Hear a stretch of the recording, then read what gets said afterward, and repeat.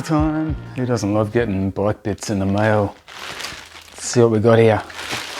This should be my auxiliary lights for the T7 that I ordered from Amazon ages ago, all the way from the States, and also the mounting brackets.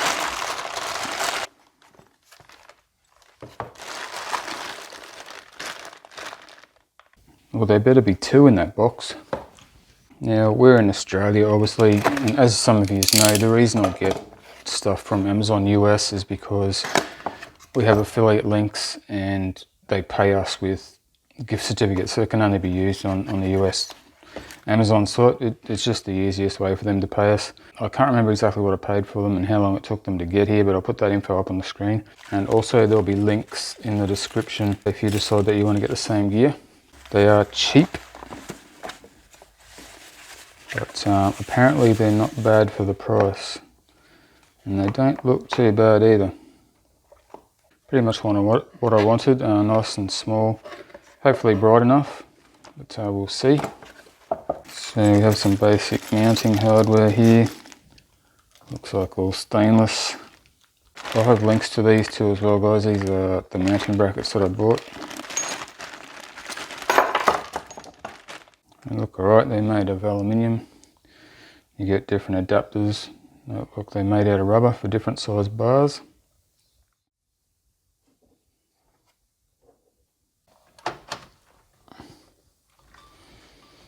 Alright, well, it works. That's a real good start. Quite bright.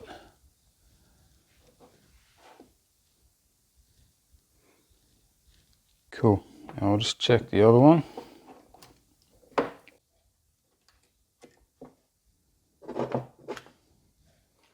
Alright guys, the first thing I've got to do is put a flyback diode on my relay.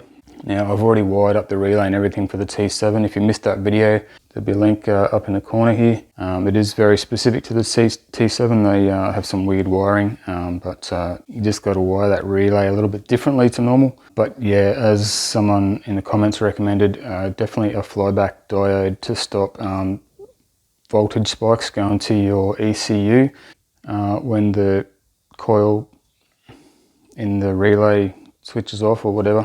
I don't understand it, but I'm going to do it. From what I've seen, definitely recommend putting that diode on there. They're very cheap off eBay. There'll be links for all this stuff in the description, guys. Alright, so the first stage is to grab my relay out of here and get that diode on there. So these are the cheap diodes I got off eBay. They're 1N4007, 1000 volt, 1 amp silicon diode. I don't know if they're the right ones or not, but apparently they will do the job. So what we need to do is, I'm thinking probably the best way to do it will be just to solder it directly to the relay. Now we need to go between pins 85 and 86. As I've said, this is specific to the T7. The relay is actually wired in reverse. Okay, so we want the white band of the diode on 85 apparently. So that's the 12 volt source, and the other end on 86 here. So I'm hoping that I can solder it without you know, melting the plastic surrounding these tabs too much. Now apparently you can actually buy relays with diodes inbuilt. That would ideally be the way to go, but since I already have these ones, I'm going to have a go at doing it this way.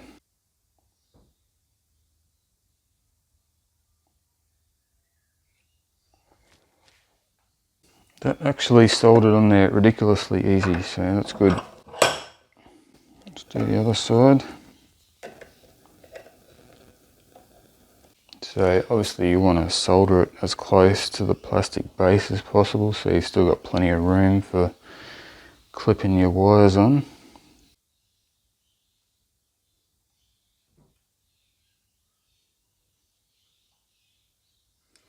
So hopefully you guys can see what I've done there. It's you know, the white band is towards 85, the other end 86. Simple as that. Just want to make sure it's not going to touch any of the other connectors there. So with any luck, it's as easy as that. That should stop any you know, voltage spikes going to my ECU. Anyway, I'll throw that back in the bike, and I guess the proof will be in the pudding. Alrighty, all back together. You'd never even know we touched it. Beautiful.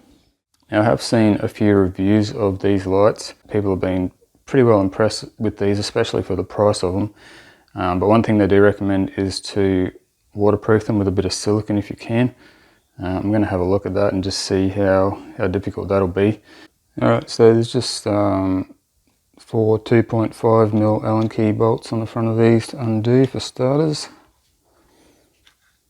Alright, so I had these lights apart. The seal on them looks actually pretty good. It looks as though the back is glued or sealed with something on the back there. I couldn't get that out, so that's fine. Hopefully around the wire is okay, but the front one's good. The front of it is actually plastic there, the rest of it's aluminium, but there is a seal in between the glass and this outer piece and also the inner, so it looks pretty good. I made sure it was all seated properly, took both fronts off and thread locked these screws as well. Yeah, I guess the next stage is to wire these two together. I'll figure out how much of this wire I need to keep. So I guess really to figure out how much wire I need to figure out firstly where I'm going to mount the lights on the bike. I'm not too sure about that yet, but I'm thinking probably right here would be the go. Looks like I'm going to be needing the thinner of the two, spacer bits that go in there. Okay, so that one goes through there.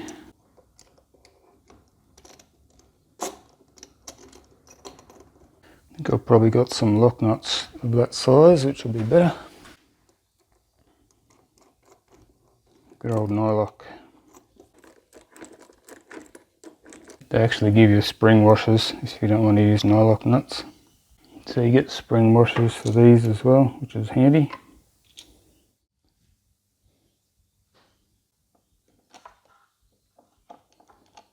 If I could give you one tip with these mounts, guys, if you get them, don't over tighten them. That's the worst, cheapest, shittiest cast aluminium I've ever come across. And with some M6 helicoils in there, it should be good as gold, better than new.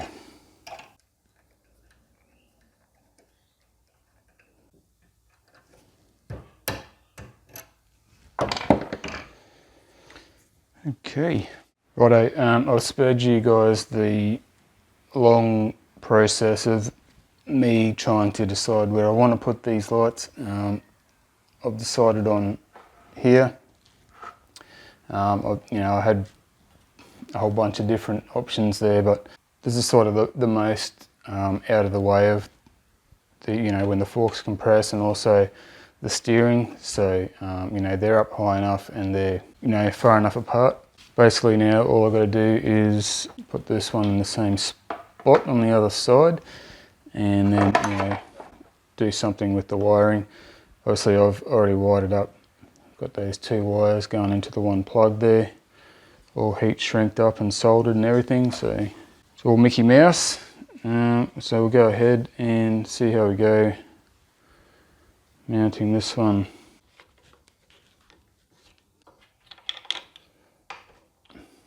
Okay, finally I have lights on, everything's done. The wiring, I'm finally happy with it.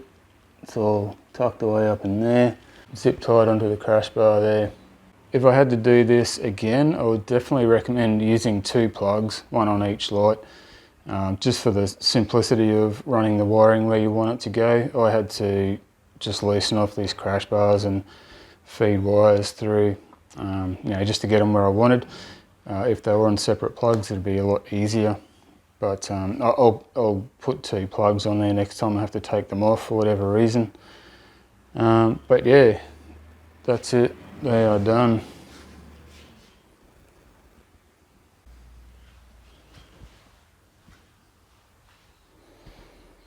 So yeah, pretty happy with where they are, and yeah, how they look. I reckon they will do the trick right there. So anyway, I'm going to fire the bike up, make sure these damn things still work.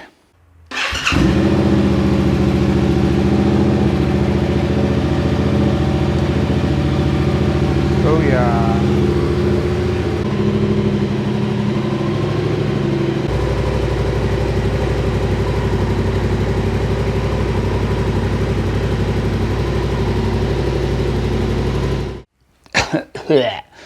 Anyway, yeah, when it gets dark, we're going to take them out and see how they go. Alright, hey, so as you guys know, if you watched the last video, how I've wired these lights up is just to come on with the high beams. I don't need them coming on separately by themselves. I don't need a separate switch on the handlebar for them. I just want them coming on with the high beam, and that's how I've got it wired.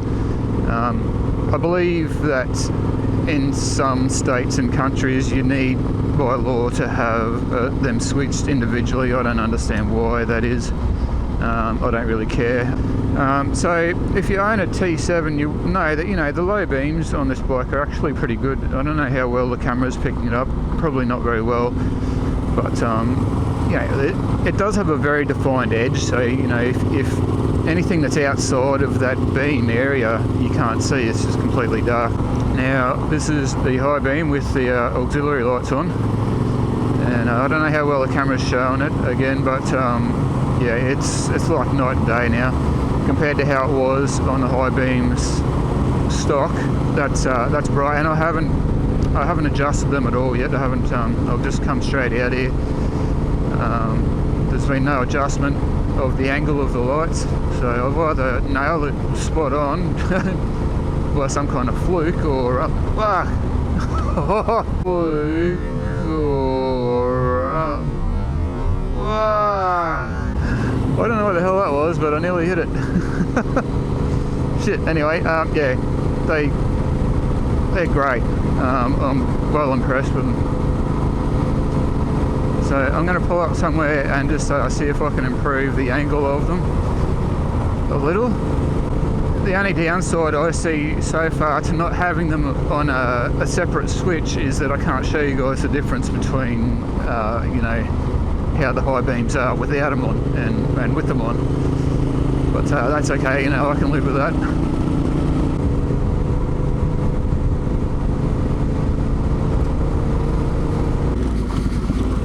Geez, I don't know about this single track in the dark.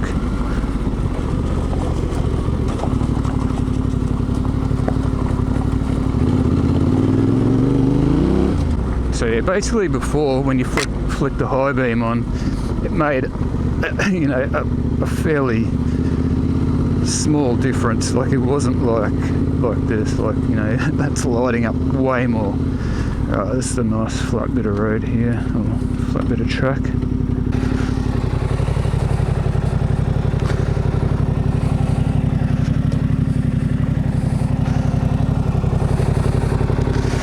Maybe I can cover them up.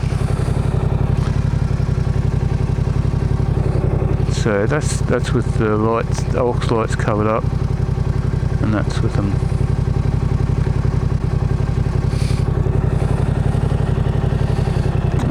And they are, no, they're not even really warm, so that's good. Yeah, they got a nice sort of spread on them, like it's not just a spot beam, that's for sure. Yeah, they definitely light up a lot more of the periphery, if you want to call it that.